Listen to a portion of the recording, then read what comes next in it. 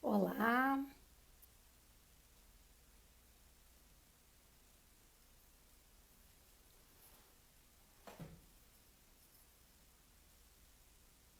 olá, sejam bem-vindas, bem-vindos. Olá, oi Ana Paula. Olá, pessoal. Olá. Bom, meu nome é Paola Salimem, vou começar me apresentando. Eu sou coordenadora de línguas e conversar um pouco sobre o desenho de atividades online, né? Então, o que que a gente tem que considerar para planejar atividades pedagógicas que promovam o engajamento dos alunos? Quem vai conversar aqui, na verdade, com a gente e vai falar mais sobre esse assunto é a professora Gabriela Bula, que vocês já estão vendo aqui embaixo. Oi, Gabi, boa noite. Olá, boa noite. Eu vou fazer uma breve apresentação da Gabi, então, vou chamar de Gabi, porque é minha colega e minha amiga muito próxima, a professora Gabriela Bula, então tem formação em licenciatura em letras pela Universidade Federal de Rio Grande, no sul do Rio Grande do Sul. Ela tem mestrado e doutorado em linguística aplicada pela Universidade Federal do Rio Grande do Sul. Durante o mestrado dela, ela estudou atividades pedagógicas colaborativas em uma sala de aula de português como língua adicional. E durante o doutorado, ela estudou então o desenho de um curso totalmente online de português e espanhol para estrangeiros, né? E ela estudou principalmente, então, como era o desenho das atividades pedagógicas colaborativas dentro desse contexto. Queria agradecer a todas e todos pela presença aqui. Estamos muito felizes de conversar, né? Antes da Gabi falar, eu tenho só uma pequena ressalva a fazer já de antemão, né? Tem muitas lives acontecendo sobre recursos tecnológicos, né? Para levar a cabo e realizar de fato essas atividades. O nosso foco hoje não vai ser nos recursos tecnológicos em si, vai ser no desenho das atividades, no que pensar quando eu planejo essas atividades, certo? Eu vou pedir então para a Gabi começar então contando sobre a pesquisa de doutorado dela e o CEP, que é esse curso de espanhol e português para intercâmbio, que é totalmente online. Vou pedir para ela contar um pouquinho do contexto da pesquisa, sobre esse curso. Pode ser? Certo, pode ser. Então, olá, boa noite, Paulita, minha Boa amiga. noite. Boa noite, amigos que estão entrando, estou vendo, conheço alguns, vários não conheço, prazer. É, Então, só primeiramente gostaria de agradecer então o convite, né, para participar dessa conversa com a Paola e com várias pessoas sobre esse assunto que, de certa forma, até antes da pandemia só interessava a alguns, né? Mas, de É. fato, com a urgência da educação à distância no mundo inteiro, em contextos educacionais, parece, então, que acho que todo mundo agora quer discutir um pouquinho, o que é ótimo, porque é um contexto, uma área que precisa de bastante pesquisa ainda, então e contribuições criativas e autorais de professores do mundo inteiro. Então, acho que, apesar da, da crise, né, em que estamos, acho que vamos todos aprender bastante e cada um no seu contexto tem bastante a contribuir. Bom, então acho que só para contextualizar, né, eu primeiro nunca fiz uma live, então não tenho a mínima ideia do que eu, né, só assisti. Estou acostumada, a Paola também, a dar aula com PowerPoint, então eu não tenho PowerPoint aqui. Tá Esse tudo gênero, certo, Gabi. Tá tudo certo. Vamos lá. esse gênero de discurso sem PowerPoint é um desafio, então vamos ver o que eu consigo fazer em termos de descrição de dados, né, sem mostrar os dados. Então, acho que é legal contar aqui a minha pesquisa sobre cursos de língua online. Ela é um pouco antiga, né? Então, hoje em dia, a gente já tem várias outras tecnologias e a própria banda larga, né? A internet hoje é outra, né? A pesquisa que os dados que eu gerei, então, foram em 2011. Então, 2011, os dados de videoconferência, por exemplo, né, que eu gerei em etnografias virtuais em 2 edições desse curso que eu vou contar para vocês agora um pouquinho mais, praticamente eram audioconferências, porque poucas pessoas conseguiam sustentar uma videoconferência, né? Então, mas mesmo assim, né, apesar das dificuldades e das diferenças tecnológicas, ainda assim, ou a falta de internet, ou uma internet que não é boa o suficiente, né? Ou falta de escritório em casa, ainda são problemáticas que são contemporâneas. Então, esse curso se chama CEP, Curso de Espanhol e Português para Intercâmbio. Foi um projeto que a gente desenvolveu, a gente da URGS, da Universidade Federal do Rio Grande do Sul. A gente desenvolveu junto com a Universidade Nacional de Córdoba e a Universidade Nacional de Entre Rios, na Argentina, as 2 argentinas. E foi uma iniciativa vinculada à UGM, Universidade de Grupo Montevidéu, tentando lidar com a questão de intercâmbio acadêmico entre universidades do Mercosul e a dificuldade, ou um dos desafios dos intercambistas, que é lidar com o português, né, os falantes de espanhol que vão para o Brasil, e lidar com o espanhol, os brasileiros que vão para universidades falantes de espanhol. Então, é um contexto bastante específico para intercâmbio acadêmico, nível superior, né? Então, pessoas com alto grau de letramento, né? Podemos dizer assim, bem diferente dos contextos escolares, né? Que eu acho que algumas pessoas que estão aqui se inserem. Mas mesmo assim, acho que adoraria, na verdade, depois escutar o que vocês têm a dizer em termos de reflexão sobre seus contextos, né? Então, o que essa discussão, em que sentido essa discussão que a gente vai fazer aqui, eu e a Paula, hoje, pode ser relevante, né? Pode inspirar práticas nos contextos de vocês. Certo. Então, Gabi, eu vou te pedir para...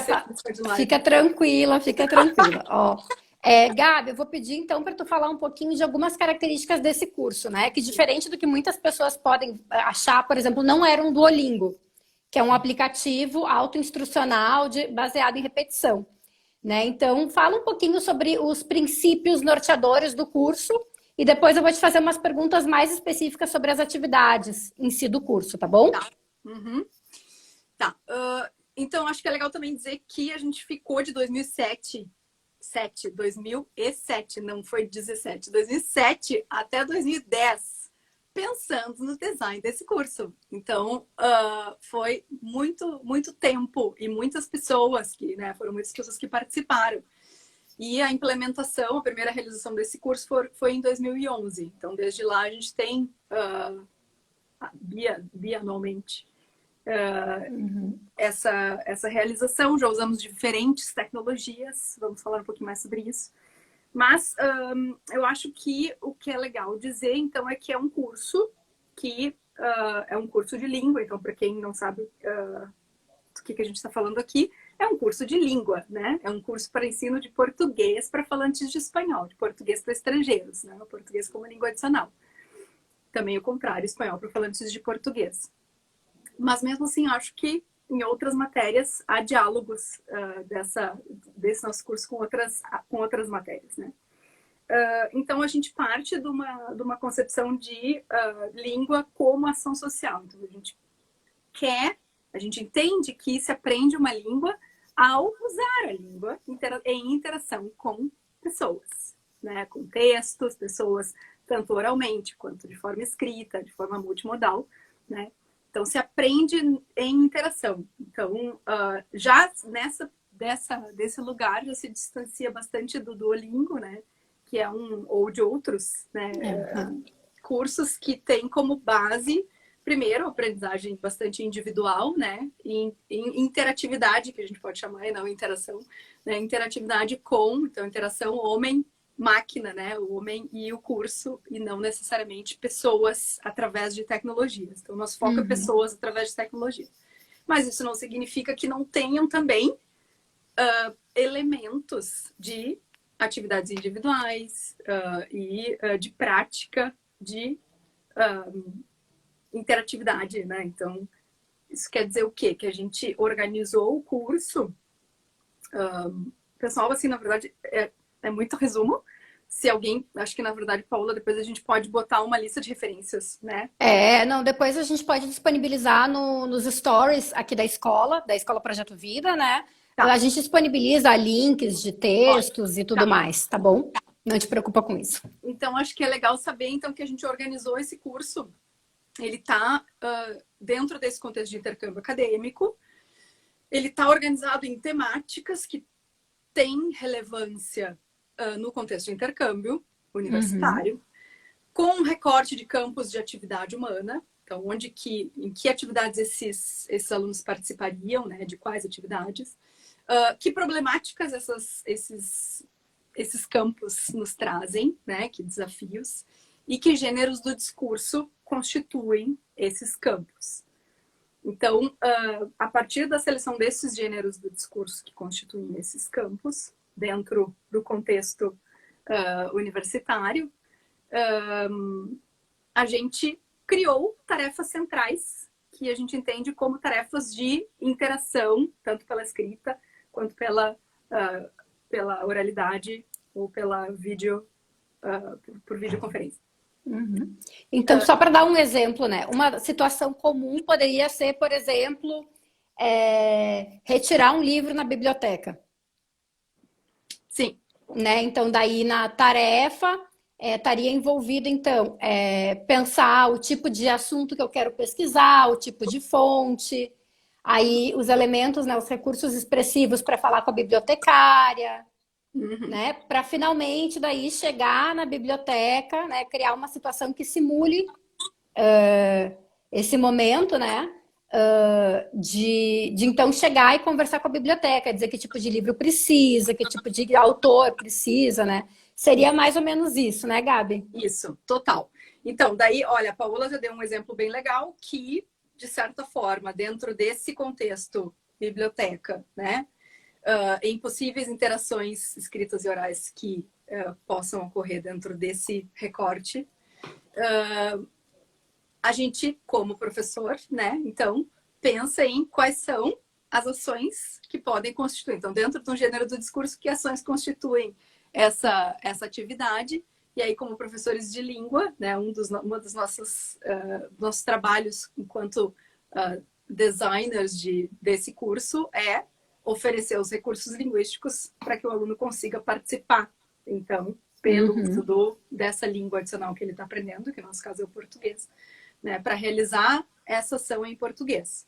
Então, nesse sentido, a gente classificou, entendeu que existem tarefas centrais do tipo isso que a Paola falou. Outro exemplo, por exemplo, seria explorar o currículo da URGS, do seu curso, né? E decidir quais cadeiras você quer fazer, o que envolve ler as ementas dos cursos, das disciplinas, né? Entender que outros cursos podem ser interessantes em termos, né, disciplinares, para eleição de disciplinas, né? Então, mas tudo isso são atividades de leitura e de interação que exigem certos recursos linguísticos. Então, o que a gente fez foi convidar os alunos, né, entendendo tarefa como um convite para o aluno ou os alunos, né, se engajarem em alguma atividade, que a gente às vezes convida os alunos para fazer, mas de fato eles fazem outra coisa, né? Mas a nossa tarefa tem objetivos educacionais que sustentam, né, justificam a proposição, então, dessa tarefa específica relacionada a esse gênero do discurso. Então, a gente coloca como complementar, como material complementar, em termos de design de currículo desse curso, as tarefas centrais, que são interacionais, de uso da linguagem, gêneros do discurso, e complementar, como material complementar, os recursos linguísticos para o aluno conseguir fazer essas ações em português, participar dessa atividade em português. Então, o Duolingo, né, aquele tipo sendo que dá para melhorar dá para fazer um monte de coisas diferentes além do Duolingo, mas o Duolingo é legal. Sim.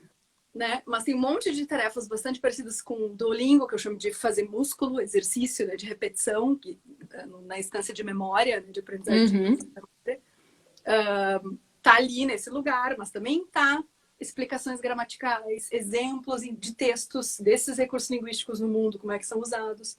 Então, são materiais que existem, que a gente chama de recurso linguístico e exercício complementar, como vinculado. Então, existe. Se não vai usar passado, se não vai usar o pretérito perfeito, a gente não lista isso nos recursos linguísticos e nem nos exercícios complementares. Então, está completamente vinculada à nossa seleção de quais recursos linguísticos, cadê a gramática, né? Ela se justifica pela seleção do gênero do discurso e das ações pelo uso da linguagem que a gente vai convidar o aluno a fazer. A Camila está perguntando aqui, está pedindo para a gente conversar um pouquinho mais sobre a diferença que a gente tem, então, de fazer de pensar o ensino a partir das práticas sociais, né, dos gêneros e dos gêneros, né, que vão estar relacionados, e do que se fazia antigamente, que é pensar a partir de função de linguagem, né? Então, a partir de, por exemplo, usar o futuro para fazer uma previsão, né? E daí pensar sobre um pouquinho a partir da prática social, por exemplo, não sei, conversar com alguém de repente e pensar em alternativas de planos de repente, né? Para o futuro e se acontecer uma coisa ou outra. Vou ler a pergunta da Camila. Vocês poderiam falar um pouco sobre a diferença de pensar a partir de interação e essas práticas e o que antes a gente chamava de funções de ensino de língua? Falar um pouquinho sobre as diferenças.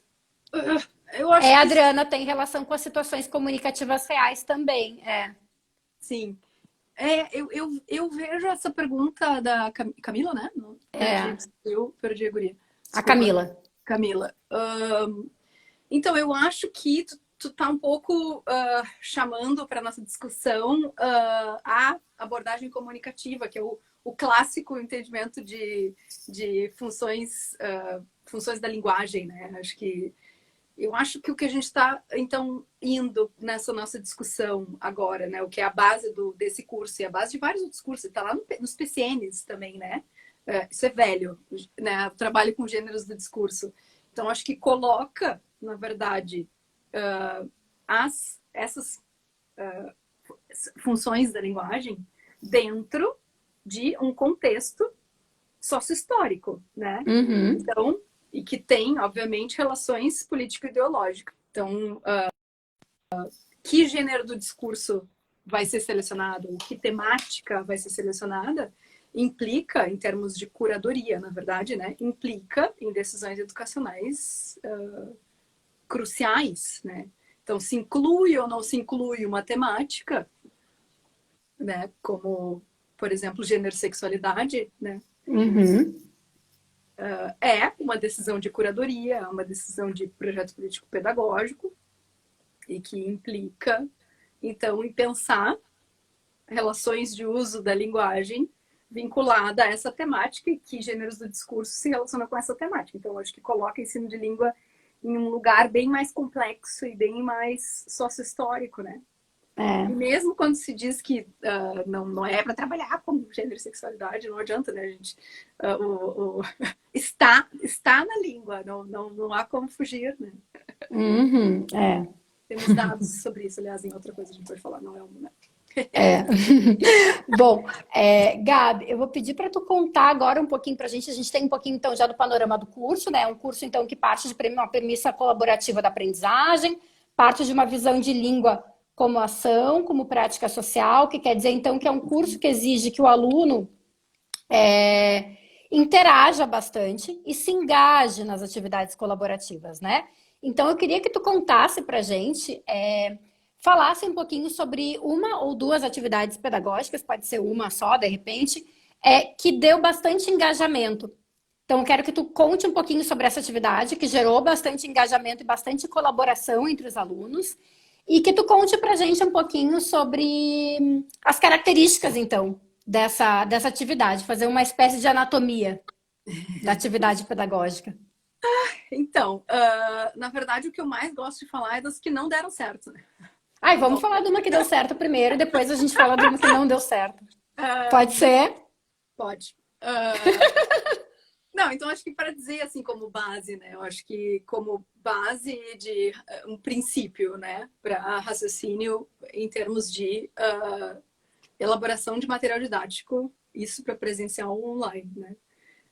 A gente só sabe se a nossa tarefa é capaz de atingir os objetivos educacionais que a gente planejou quando as pessoas realizam ações sociais em uma atividade que pode estar em interlocução com a nossa proposição de tarefa ou não, né? Uhum. Então, basicamente, tira do aluno um lugar de você não fez a tarefa, então você não entende, né?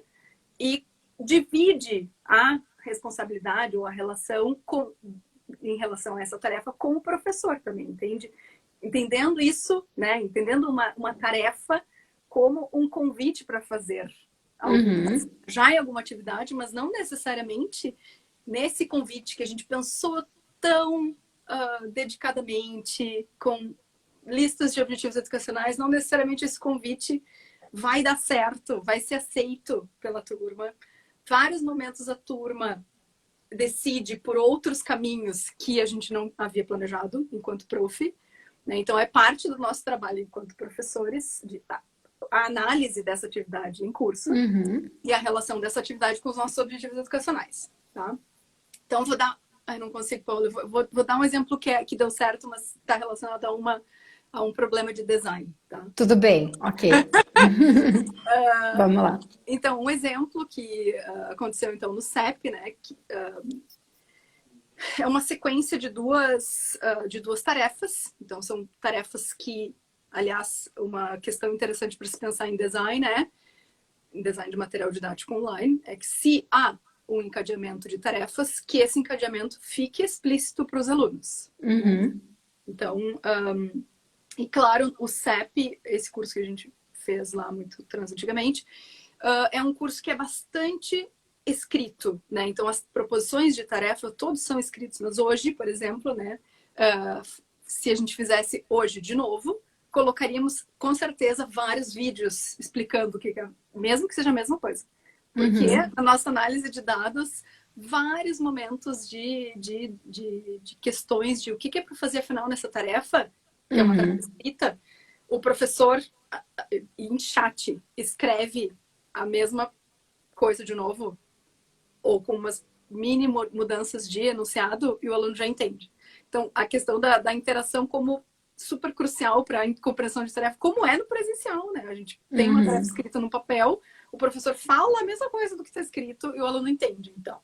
Né? Então, vídeos, por exemplo, para explicação do que é para fazer, afinal, seria uma alternativa bem interessante para facilitar essa... para ser mais friendly, né? Afinal, amigável a interface e a relação com o design do curso, né? Então, essas duas tarefas, elas eram integradas, e a primeira tarefa, então, só para contextualizar, faltou dizer, eu acho, não sei. Ah, não, acho que eu disse. Mas que os alunos, então, normalmente são falantes de espanhol que não estão no Brasil. Então, eles estão em outros lugares, nunca se encontraram e nunca se encontraram com o professor. Então, na literatura de educação à distância, uma das sugestões que é bem recorrente é, por favor, faça um primeiro encontro presencial com as pessoas, para que as pessoas se enxerguem, que tenha corpos. Encontro síncrono. Um encontro face a face.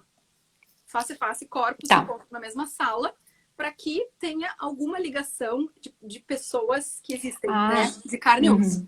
Mas no caso do CEP e em vários outros cursos, isso é impossível, né? Então, a gente faz algumas alternativas no CEP com relação a isso, como, por exemplo, uma videoconferência com cada aluno, ou professor com o aluno, para conversar sobre o que é o curso, para saber quem é o aluno, para se apresentar, para dizer oi, né? Então, e daí, algumas sequências de atividades para os alunos se conhecerem os colegas com vídeo, né, se possível. Vídeo em dupla dava na época, mas grupos não dava. Bom, então, estavam todos fora do Brasil, né? A URGS fica em Porto Alegre, né? Então, a cidade de destino desses alunos é Porto Alegre. Então, a tarefa, em 2 sequencinhas, né? A primeira era leia sites, daí a gente sugeriu um site só, poderia ter sugerido mais, então, em termos de edição de material, sugere mais sites melhor para leitura, a não ser que tu tenha tarefas de leitura específicas sobre aquele texto daquele site. Então, selecionou. Então, leia aquele site sobre pontos turísticos de Porto Alegre, turma separada em grupos. Então, a gente tinha 2 grupos, 2 trios nessa turma da primeira edição, de janeiro e fevereiro de 2011. Leia o site, escolha. Então, tinha 32 pontos turísticos. Escolha pontos turísticos que você gostaria de visitar. E monte um roteiro turístico. Então, o gênero do discurso que a gente queria era um roteiro turístico para a turma, para conhecer Porto Alegre, tá? Bom, depois, a tarefa na sequência, a segunda tarefa, era ler o roteiro da outra turma, do outro grupinho, né? E se reunir num chat, então, uma interação por escrito síncrono, interação síncrona, para conversar sobre, daí tem algumas perguntinhas do tipo, qual você mais gostou? Gostou do roteiro da outra turma? Não gostou? Qual lugar você quer ir? Por quê? Tá? Bom, então, a interação por chat para discutir sobre os roteiros é um exemplo de realmente o quanto que a gente conseguiu. Então, é um dado de sucesso em termos de promoção de uma interação legítima, que promoveu o engajamento dos grupos. Ficou evidente que os alunos leram os roteiros dos outros grupos, lançavam mão de recursos linguísticos dos textos base nas interações. Então, também foi um evento de letramento, que a gente pode falar assim, considerar assim como uma discussão sobre o texto do site, né? E com possibilidades de expansões. Então, bem interessante de avaliação em relação às seleções da outra turma, do outro grupo. Bom, voltando para a tarefa anterior, alguns já devem ter entendido qual era o problema. Um dos problemas é o problema de design, né? Então, as pessoas não estavam em Porto Alegre, nunca tinham visitado nenhum dos pontos turísticos, e a gente pediu para eles escreverem um roteiro sobre algo que eles não sabiam, né? Então, o que aquela turma fez, né? Cada turma vai ter uma resposta única, singular, com relação àquela tarefa. Mas aquela turma o que fez foi copiar e colar. Então, copiaram, selecionaram de 32, cada triozinho selecionou 5, 6. Então, fez uma seleção, né? Mas, ao mesmo tempo, não foi uma produção escrita como a gente queria. A gente queria que fosse uma produção escrita, né? Então, em edições posteriores, a nossa proposição de tarefa foi escrever um roteiro turístico para a sua cidade.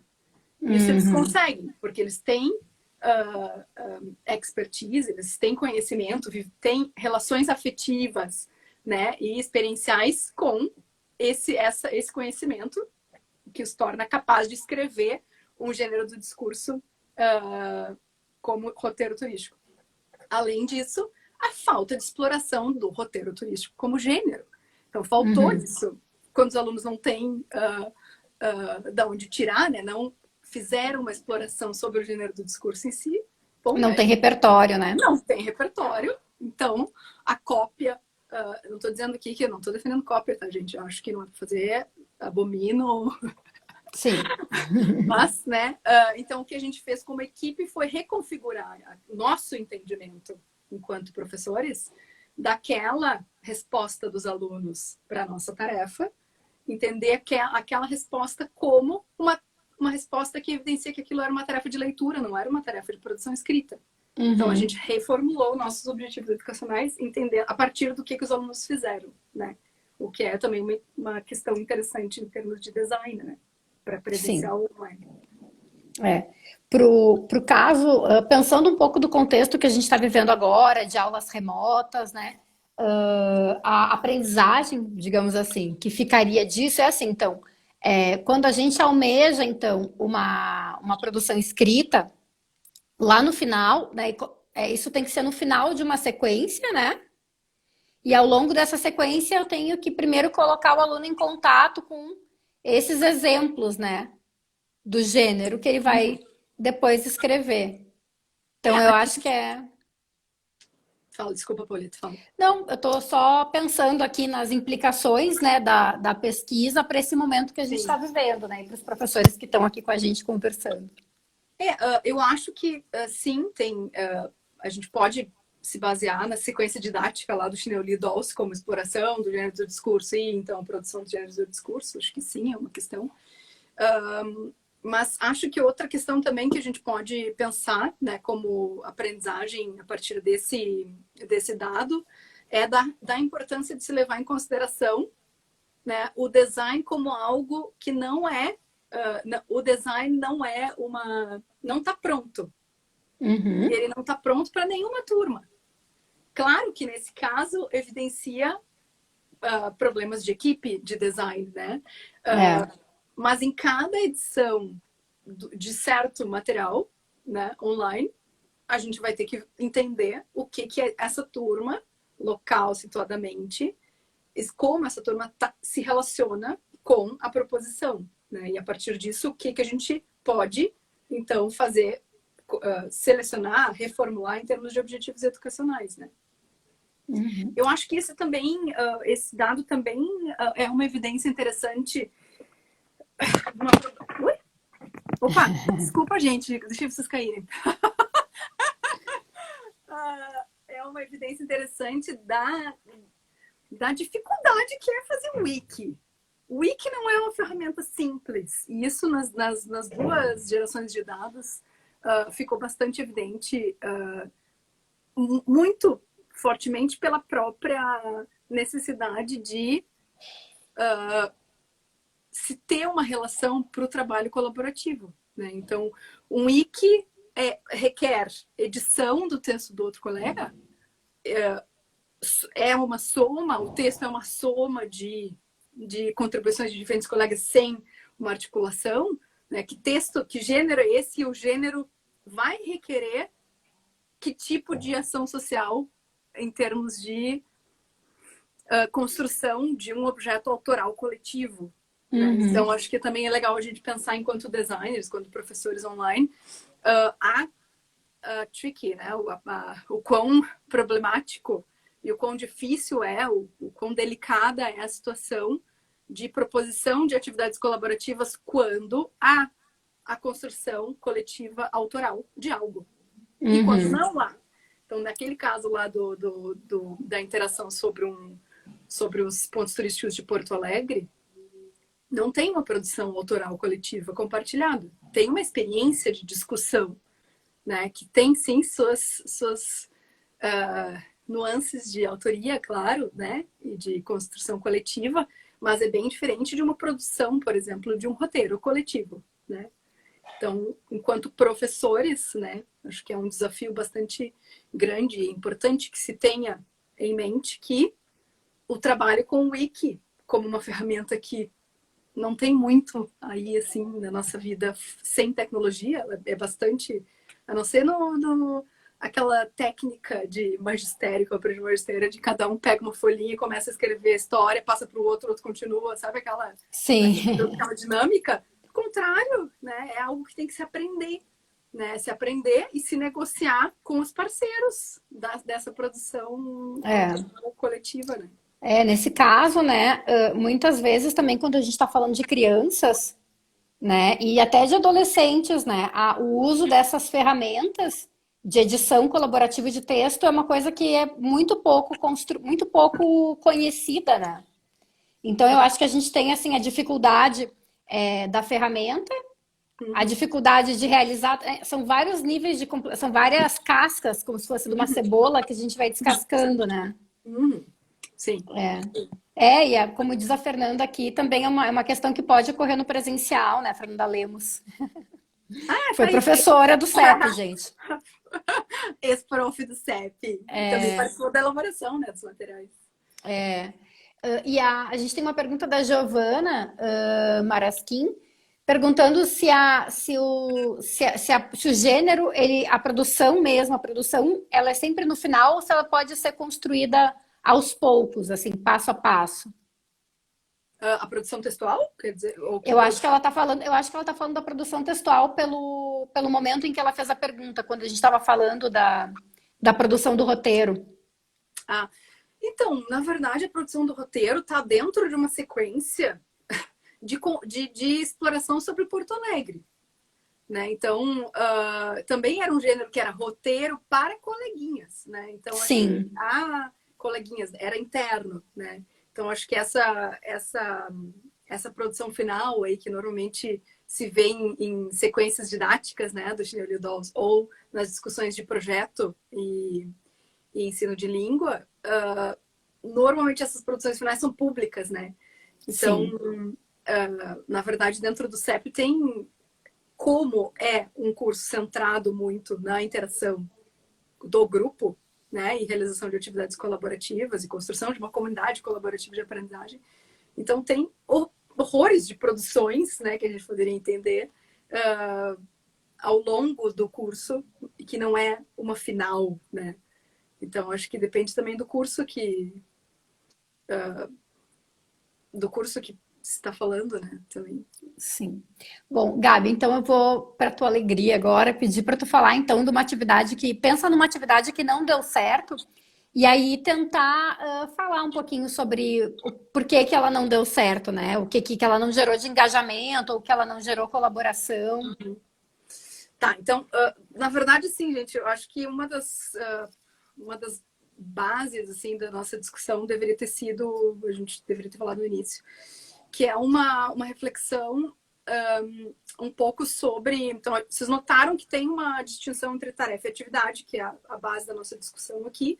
Então, tarefa está dentro de um âmbito de planejamento e faz parte do conjunto do design do curso e que envolve, então, a tarefinha, esse convite para os alunos fazerem alguma coisa, está dentro de um currículo, né?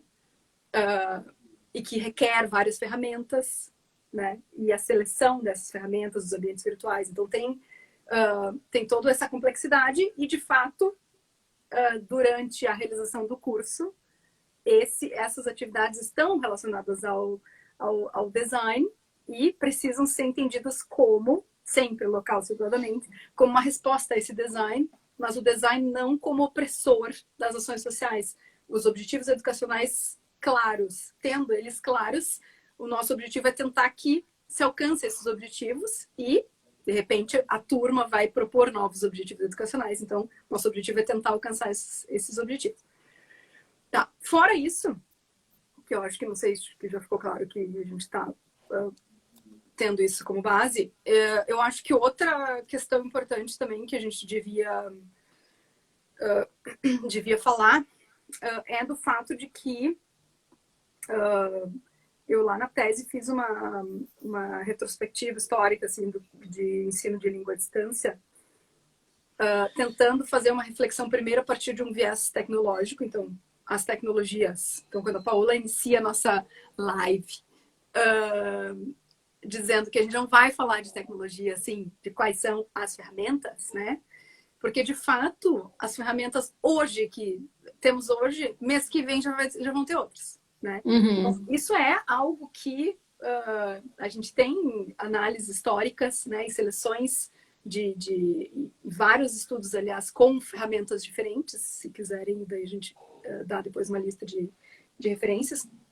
Mas acho que o mais importante, então, nessa nossa discussão é centrar no fato de que as tecnologias têm restrições e possibilidades. Então, cada tecnologia que a gente seleciona, então, enquanto designers, qual tecnologia a gente vai selecionar, a gente precisa ter muita clareza quais são os nossos objetivos educacionais, qual vai ser a organização de participação para a realização desses objetivos, ou às vezes a própria realização da organização de participação, por exemplo, realizar uma atividade pedagógica colaborativa é um objetivo educacional também, né? Então, ter Uhum. claro os objetivos educacionais, quais são as ações sociais a serem realizadas, qual a organização de participação, é em dupla, é em grupo, é individual, né? Com isso, se faz a seleção da tecnologia, sendo que a tecnologia em si tem possibilidades e restrições, E essas possibilidades e restrições, elas são quase que, dentro do, quase uma... A gente pode relacionar com a arquitetura da nossa sala de aula. As cadeiras são fixas, grudadas no chão, são em linhas, a gente pode juntar e fazer grupinhos ou não. Tem mural, as crianças podem escrever, né? Os alunos podem escrever nas paredes, não podem. Tá? Então, a arquitetura e a arquitetura digital é muito relacionada em termos de potencialidade. O que eu posso fazer e o que eu não posso. Aham. Então, eu acho que isso é tri importante se pensar. Paulita, desculpa, tu ia falar Não tem problema. Não, tá tudo bem. Não, tá falando um pouco sobre a relação entre os recursos, né? E os recursos e as potencialidades, né? A tecnologia é serviço da aprendizagem e não o oposto, né? Ah, eu vou encher de tecnologia aqui porque é lindo, né? Não, a gente vai pensar, né? Então, que a Adriana Coan, lá da Escola Projeto Vida, está dizendo aqui pra gente, né? Tecnologia a serviço da aprendizagem e a intencionalidade no uso da tecnologia, né? Sim. E aí eu tinha feito uma pergunta, na verdade, para a gente falar de um exemplo de tarefa que não tinha dado engajamento, mas eu achei tem uma pergunta aqui que está melhor que a minha. Então eu acho que a gente pode responder. A pergunta é da Fiamma Vans e ela diz o seguinte: gostaria que a Gabi comentasse a respeito da transposição das tarefas presenciais para o contexto online, a diferença no design de tarefas para esses dois contextos. Isso é uma coisa que eu acho que a gente, né, eu como coordenadora e conversando com as professoras, eu acho que isso nas escolas tem sido uma discussão muito grande, né? Que eu não posso pegar uma ficha que eu já tinha feito para trabalhar com os meus alunos no presencial e simplesmente colocar no Moodle ou colocar no Classroom, né? Eu tenho que... É um pouco diferente. Então, fala um pouquinho sobre essa diferença. É um tanto diferente, eu diria, né? Não, total. Mas fala um pouquinho sobre isso, então. Tá. Eu ainda não terminei meu outro raciocínio. Eu quero voltar para esse outro raciocínio, mas vamos... Só fechando, assim, que... Então, tá, certo. Com essa pergunta da Fiamma, então, uma das questões dessa transposição, né? Então, que eu acho que neste momento, é onde a maioria das pessoas se insere, né? No momento de eu já tinha planejado um semestre inteiro presencial e agora eu tenho que dar online. Né? Então, acho que é importante, primeiro, uma consciência de que todos estamos aprendendo. Porque é isso. A gente levou 4 anos com tempo para pensar e ler e pesquisar sobre como se faz um curso online. Em 2 semanas, não se constrói um curso online, gente. Precisa de... Na educação à distância, tem uma equipe. Se tem um professor que se chama professor conteudista, tem o tutor que vai lá ajudar, depois o professor... Dependendo do número de alunos, tem um número de tutores para auxiliar os alunos. Tem uma pessoa, um web designer, que vai implementar as tarefas que o professor conteudista... Às vezes é o mesmo professor, né? O que dá aula é o que faz o curso. Que o design, o web designer vai colocar, o programador colocar as tarefas no ambiente virtual. Então, questões de design em si, ícones... Que ícone eu vou aqui? Que eu faço? Como que eu linko o que com o que? Construção de hipertexto, tudo isso, gente, é um penso, demora, requer estudo, requer tempo. Então, assim, calma, porque isso, né, a gente vai devagar com o que dá. Exige mais tempo. Eu acho que isso é uma coisa muito importante de dizer nesse momento, né, para todo mundo que trabalha em escola, né, que é calma, né? Não tem solução pronta, né? Tem que experimentar, a Carol Sandrini é a nossa coordenadora do infantil, né? Tem que experimentar, aperfeiçoar o tempo inteiro, né? Sim. Precisamos, eu estava com a Paola sobre isso, o pessoal que está nos ouvindo, sobre o quão importante seria uma rede internacional, né? Nem que seja só do Brasil, então, mas de professores que estão tentando descobrir como que se lida agora com as crianças online, as criancinhas online, adultos, super mais fácil, gente, assim, mais fácil em termos de tu já tem pessoas escolarizadas, né? Então, como se ensina escolarização à distância? Isso eu não sei responder, gente. Deve ter um monte de gente que já sabe. Tentando responder, né? Tentando responder. Mas, Gabi, vamos voltar para a pergunta ali sobre essa transposição e sobre algumas coisas a serem consideradas, né?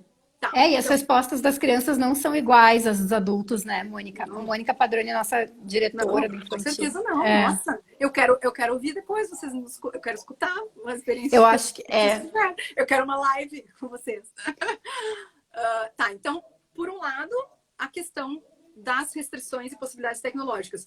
Mas, gente, isso é interessante a gente pensar enquanto professores, que para a gente selecionar uma ferramenta, a gente tem que usar, tem que testar. Então, achem seus pares aí de professores e vão vendo qual ferramenta, se não tem um par, vai com os alunos mesmo.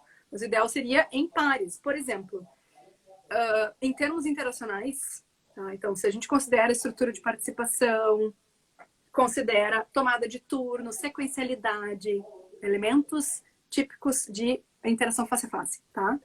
Online, a gente tem diferentes ferramentas que implementam, que possibilitam, né, como a arquitetura, que a ação social aconteça online de diferentes formas. Lembra? Não sei se alguém lembra aí, mas quando os fóruns não tinha como selecionar aquela postagem e responder aquela postagem, era assim, todo mundo postando, e aí para fazer referência àquela lá específica, 20 pessoas já botaram alguma coisa antes, tu tinha que dizer que tu estava fazendo referência àquela lá. Então, em termos de design, hoje a gente tem responder dentro daquele boxinho, né? No chat, mesma coisa. Então, dependendo da ferramenta, se consegue chegar mais próximo de expectativas de interação face a face ou não. Então, isso se considera em termos de seleção, tá, de ferramentas. E a outra questão, acho que também a Fiamma está perguntando como se faz uma transposição, né? Então, eu comecei dizendo da questão de que se tem uma equipe, né? Se não se tem uma equipe, uma das questões da Fiamma, eu não encomendei, tá? A Fiamma está aí participando, querida, orientando de mestrado. Então, o CEP é um curso que é de português para falantes de espanhol, né? Então, o nível de intercompreensão é altíssimo, gente. A gente aprender espanhol, falantes de espanhol aprender português, a gente consegue já começar com um texto super complexo, porque a gente compartilha muitos radicais. Então, então a gente se entende bastante, né?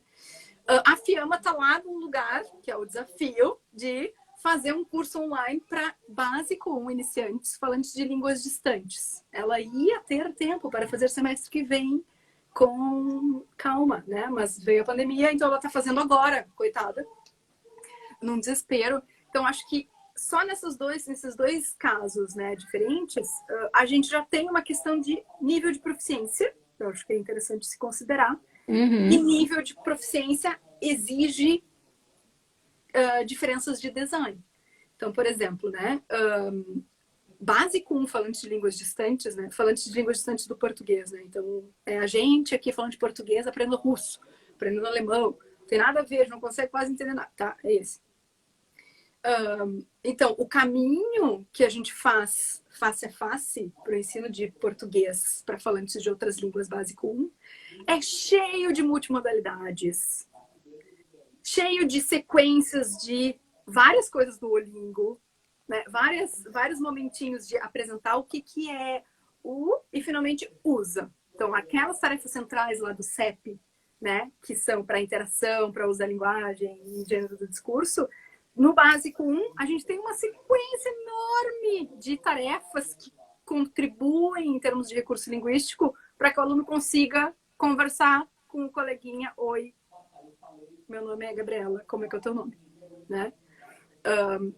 No CEP, a gente pode, pelo nível de proficiência, muito embora alguns alunos não saibam nada de português, é uma turma mista, na verdade pode saber um monte, pode não saber nada, como é português falando espanhol, tem como se estabelecer intersubjetividade, tá?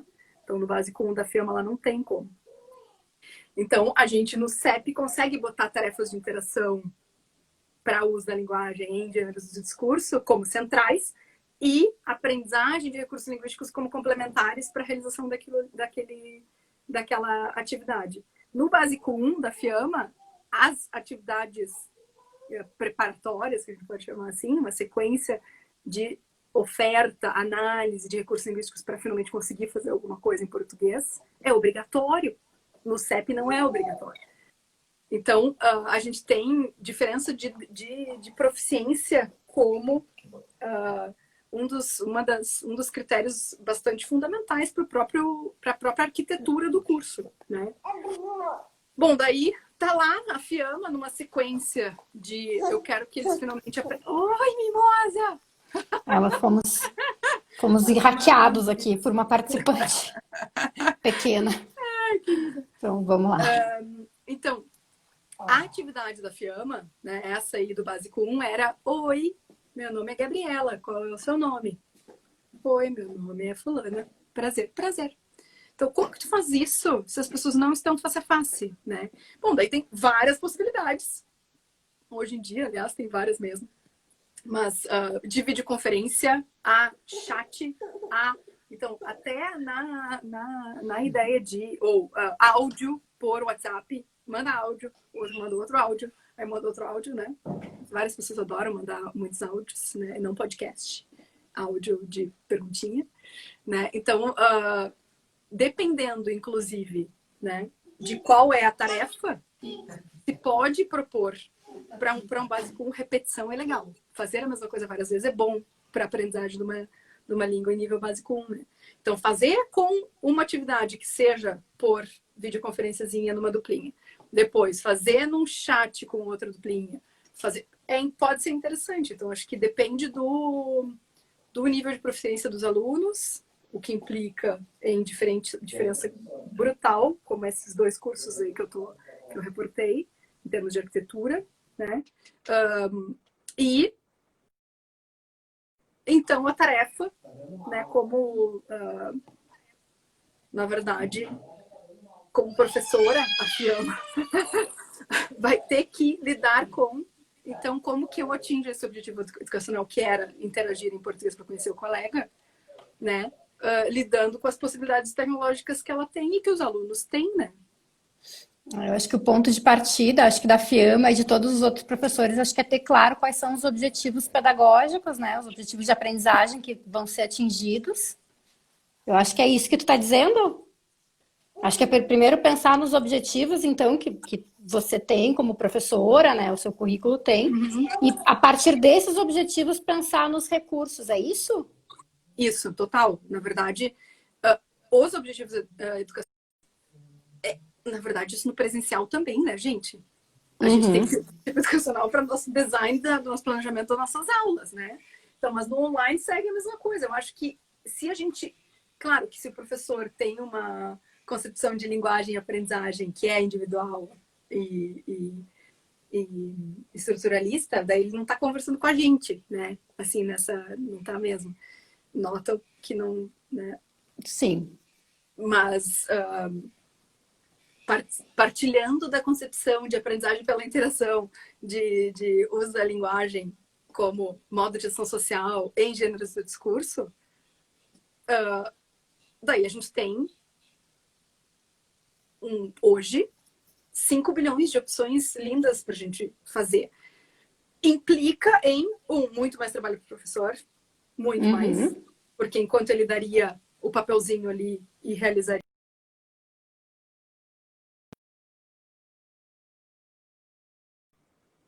porque os 10 alunos se transformam em 10 pessoas que perguntam alguma coisa, ao invés de todo mundo ao mesmo tempo perguntando. Né? Então, enquanto professores, também é interessante a gente pensar como que a gente sai do centro, né, dessa aula online, porque ser o centro de um curso online é a morte do professor. Não há tempo nas 24 horas. No CEP mesmo, na primeira e segunda edição, que, claro, eu estava gerando dados, né, para minha tese, e tinha interesse, né? Eu ficava das 11 às 11 da manhã, às 11 da noite, na frente do computador, vendo o que eles iam fazer, né? Uma etnografia virtual faz parte. Mas o professor não pode estar disponível, tem hora de trabalho, né?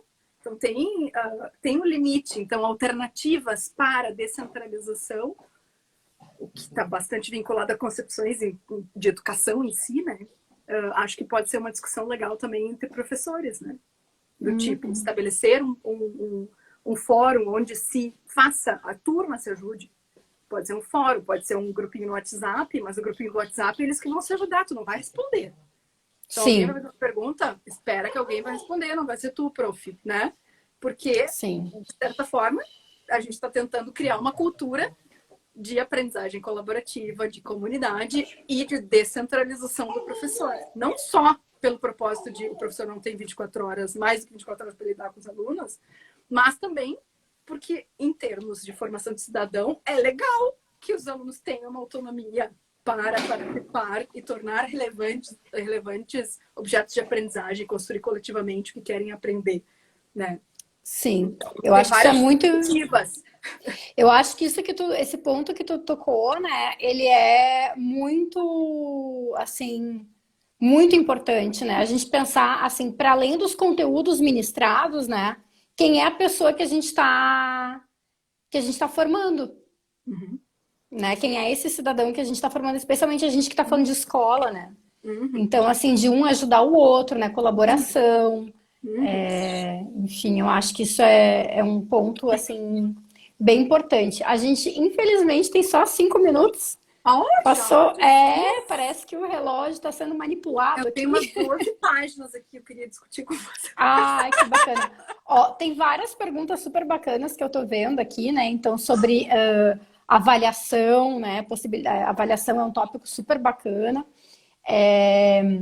A avaliação é uma live só sobre isso, né? Só sobre avaliação, né? Avaliação e trabalho online, né? Fazendo trabalhos. Inclusive a Marga, a Valquíria, elas duas super fizeram pesquisa sobre isso.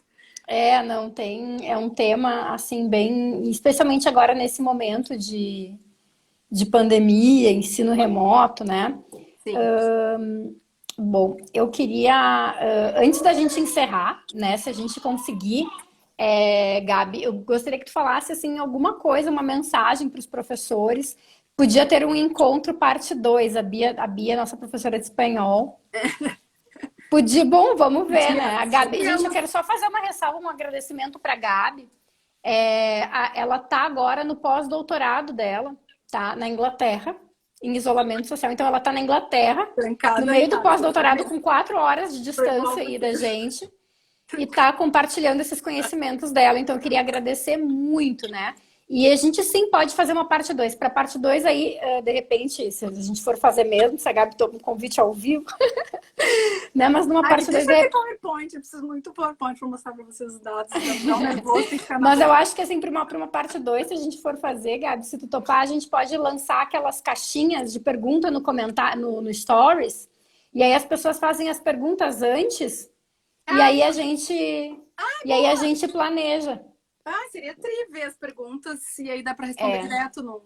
Eu vou conversar com a Mônica e com a Cris, que são as pessoas que cuidam dessa parte de comunicação, né? E para ver se a gente faz um encontro 2, mais ou menos assim. Eu vou ter que encerrar antes que o Instagram encerre pela gente, mas eu queria agradecer muito a Gabi por estar aqui compartilhando os conhecimentos dela, né? Sobre interação online e sobre ensino remoto. Queria agradecer a participação de todos, né? Os que estiveram e que estão aqui mandando comentários e perguntas.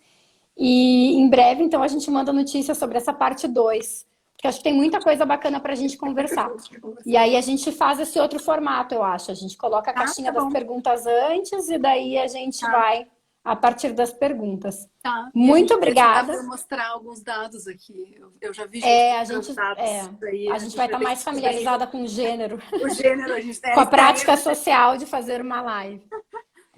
Gente, muito obrigada pela presença de todos e de todas. Deixa eu Vamos falar, encerrando. então, só para o pessoal que está aí. Gente, assim, é meio ridículo, na verdade, conseguir conversar sobre uma complexidade, assim, de 2.000 horas de observação e 5.000 horas de trabalho sobre isso. Então, assim, na verdade, eu adoraria escutar perguntas. Então, se vocês tiverem perguntas, eu acho que seria super legal se alguém quiser referência. Vamos fazer isso. Então... E eu acho vamos fazer isso, eu acho. Vamos fazer isso, eu acho. Depois a gente combina com a Mônica e com a Cris essa segunda parte. Então, e daí a gente faz com essa organização de box de perguntas. Eu vou precisar, gente, eu vou precisar encerrar, porque daqui a pouco o Instagram vai encerrar. Muito obrigada, gente, pela presença. Um grande beijo a todas e todos. Fiquem seguros em casa, lavem as mãos, se cuidem, tá bom? Um beijo e obrigada, Gabi, pela participação. Beijo, querida. Obrigada. Beijo. Tchau, tchau.